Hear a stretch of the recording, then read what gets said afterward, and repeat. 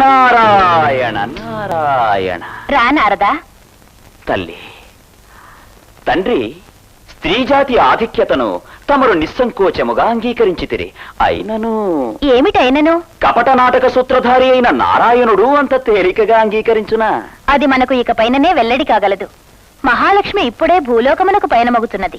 ఇప్పుడా? కొంచెము ముందుగా తెలుపకూడదా? నాకు ముఖ్యమైన కర్తవ్యం ఉన్నది, నెరవేర్చవలను. నారాయణ నారాయణ.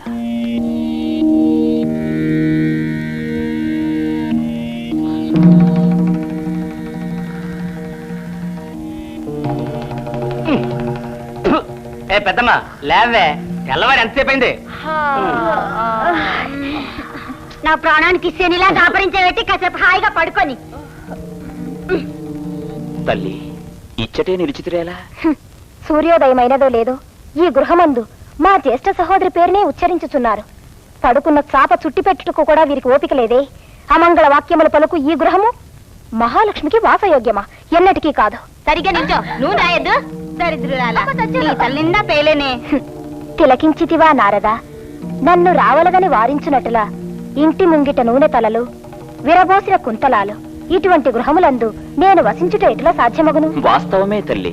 అరిష్టదాయకమైన ఆకారాలు, అమంగళమైన వాక్కులు, వేంచేస్తున్న లక్ష్మిని వాకిటినే నిలుపువేయును సత్యము వారు మరిచిపోవుచున్నారు.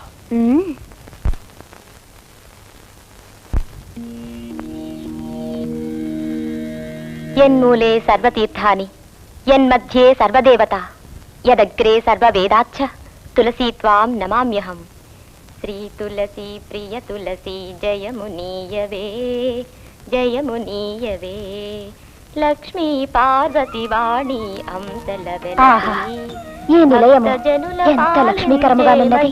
నారాయణ, తమ నోటి వెంట ఆ మాట వెలువడినచో శ్రీదేవి ఇక్కడ వసించబోవుచున్నదన్న సత్యము మాకు రూఢి అయినది. అయినను ఏమిటైనను?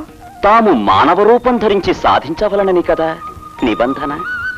అది నేను మర్చిపోలేదు.